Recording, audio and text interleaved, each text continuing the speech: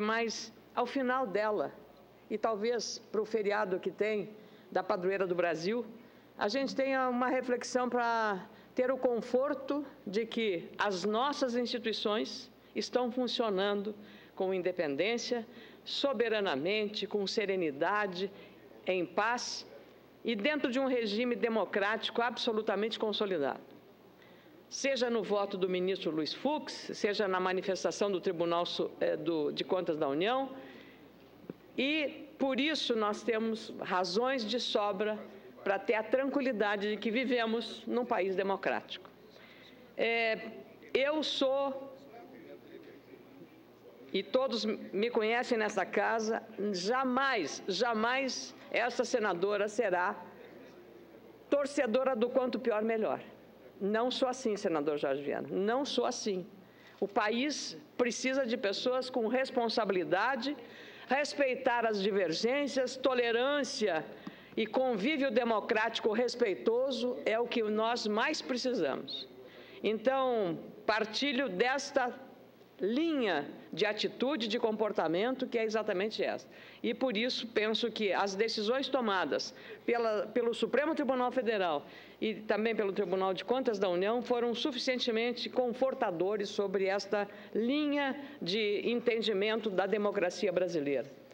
Lamento profundamente também que o Congresso Nacional, nesta semana, em 2 sessões, não tenha dado uma resposta à sociedade brasileira adequada.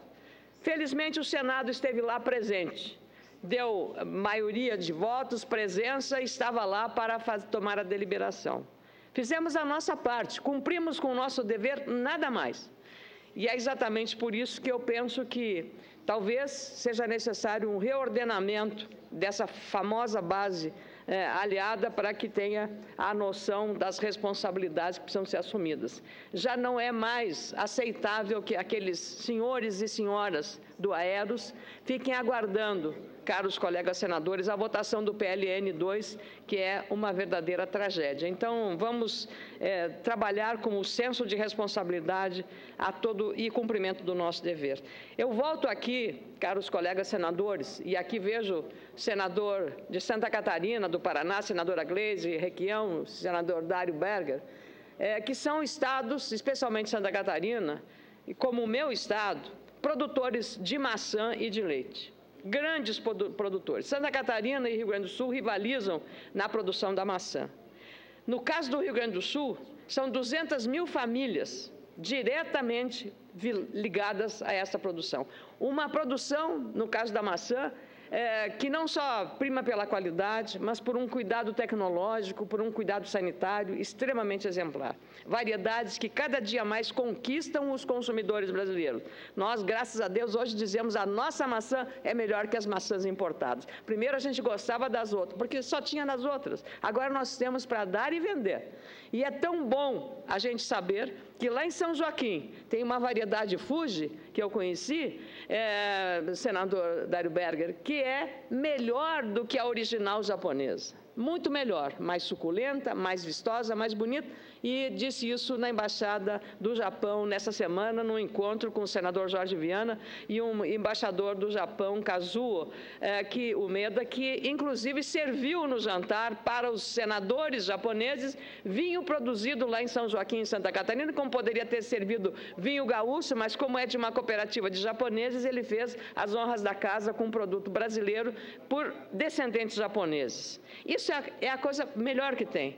Então, eu vim aqui não só para festejar esses produtores de maçã de Santa Catarina, do Rio Grande do Sul, do Paraná também, mas estou preocupadíssimo pelos dados que eu recebi essa semana, mais precisamente ontem.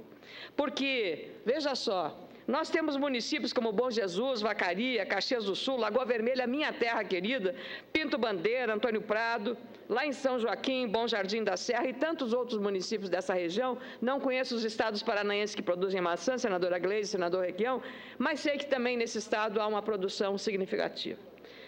A nossa maçã é de alta qualidade, só que a China está fazendo uma enorme pressão para que o Brasil libere a importação de maçãs da China, vendendo à China a caixa de maçã R$ 84, que custa exatamente, esse é o custo de produção do nosso produtor, o custo de produção, R$ 84. Mas isso não é tudo, isso não é tudo. Talvez com o dólar do jeito que está, pode ser que isso seja atenuado, mas não acredito. Não acredito, sabe por quê? Porque a China passou o total de subsídios dados aos produtores de 106 para 292 bilhões de dólares de subsídios. 292 bilhões de dólares de subsídios aos seus produtores. E por isso, a China pode vender maçã até a menor do que R$ 84 por caixa de maçã. Como é que ficam os nossos produtores? Mas tem mais um agravante. Nós não usamos, porque a Anvisa, os órgãos reguladores sanitários, da defesa sanitária vegetal e animal, muitos produtos usados na conservação da maçã ou nas macieiras são proibidos no Brasil. E tem muita gente que vai no mercado, pega a maçã e sai comendo. Quem garante a sanidade dos produtos que estão sendo aplicados lá na China, nessa maçã que chegará para inundar as prateleiras dos supermercados e das fruteiras do Brasil? E quem vai responder pelo prejuízo dos nossos produtores de maçã? O setor de maçã gera 195 mil empregos diretos. 25 dessa mão de obra é altamente qualificada, profissionais. E há mais de 20 anos, o setor se organizou com um empenho muito grande à fruticultura, e graças ao trabalho da Embrapa e também do próprio Ministério da Agricultura. Mas a ameaça não é só da China. Há 1 ano e meio, o Brasil erradicou oficialmente do país a Cydia pomonella, que é uma das piores pragas para afetar as macieiras e a produção de maçã. Foi um feito inédito no comércio global. Além disso, a fruticultura ampliou significativamente os investimentos no desenvolvimento e na qualificação do setor. Por isso, a importância do país em manter as condições fitossanitárias conquistadas até o momento e permitir, no mínimo, a manutenção dos volumes de recursos do Ministério da Agricultura empenhados em 2014 para a subvenção ao prêmio do seguro agrícola, essencial à manutenção da qualidade da fruticultura nacional. Para esse seguro, serão necessários, em 2015, 100 milhões de reais, recursos públicos, 51 milhões de reais para a maçã, 32 milhões para a uva e 17 milhões para outras frutas.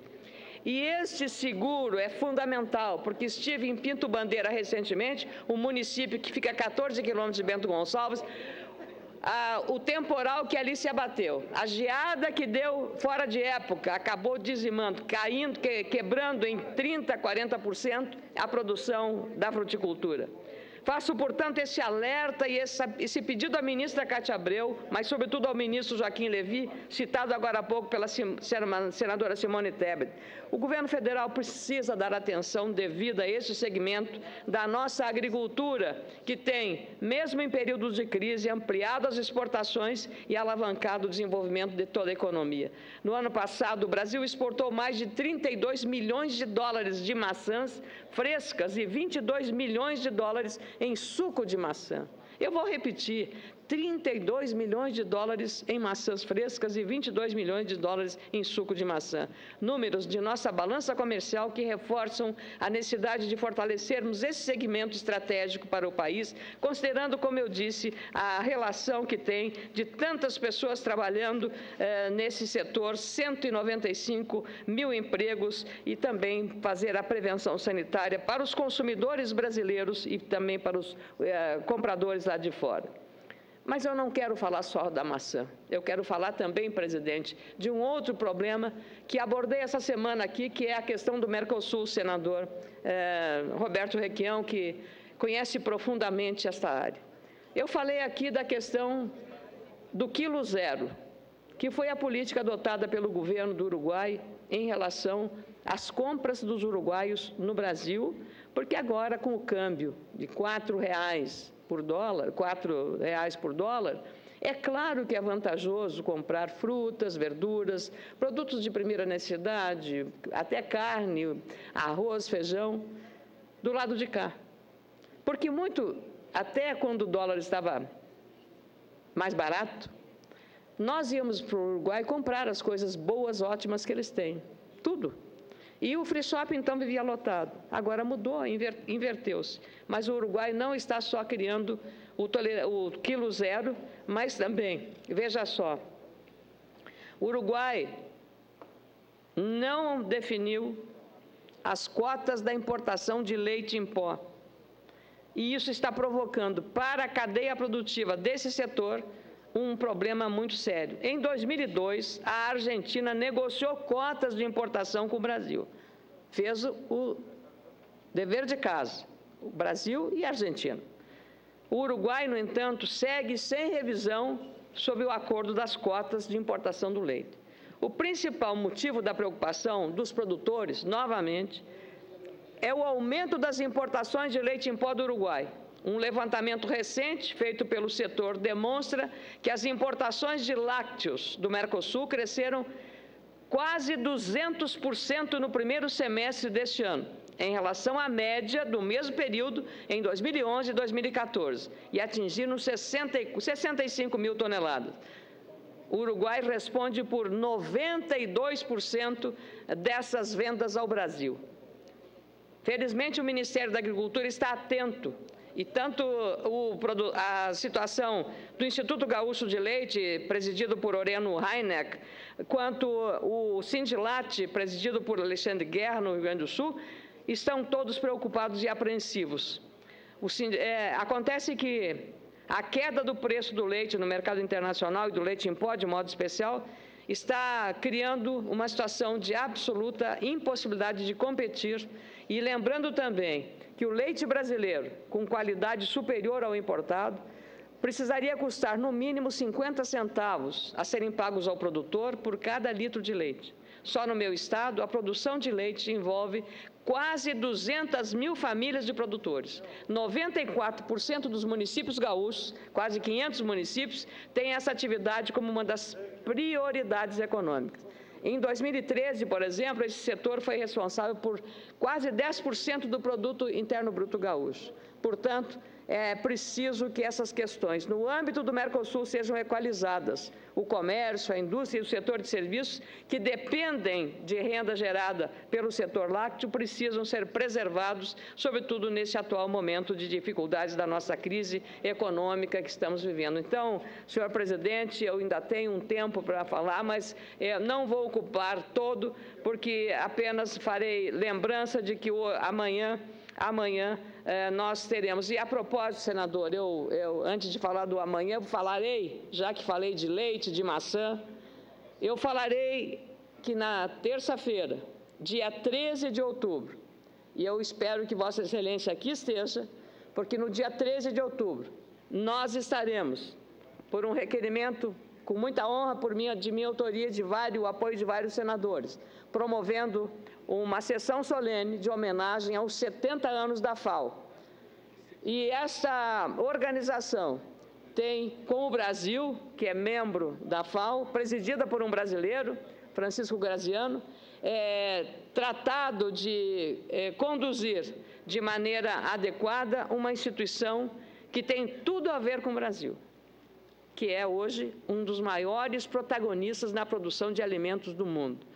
E é esse país que vai, junto com a FAO e com a Embrapa, com todas as entidades que lidam com a produção de alimentos, que vai continuar tendo a responsabilidade, a solidariedade de ajudar os países cujas populações passam muita fome, como a região da África. Então, senador Jorge Viana, eu quero aproveitar para convidar a todos os nossos colegas para terça-feira, às 11 horas, neste plenário, esta homenagem que nós, da Comissão de Agricultura, estaremos prestando aos 70 anos da FAO. Hoje, o jornal Folha de São Paulo publica um grande convite mostrando exatamente o trabalho desenvolvido pela FAO e as parcerias feitas com o Brasil e as entidades que também têm a mesma responsabilidade. E cumprimentar amanhã o município de São Marcos, conhecida pela terra dos caminhoneiros. São Marcos amanhã festeja